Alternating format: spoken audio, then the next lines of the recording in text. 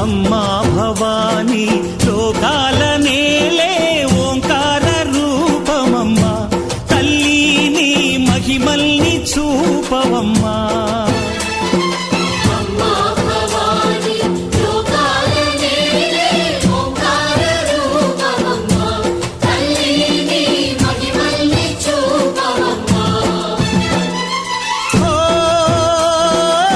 సృష్టికే దీపమా, శక్తికే మూలమా, సింహరథమే నీదమ్మా. అమ్మ దుర్గమ్మ భక్తులను దీవించుమా.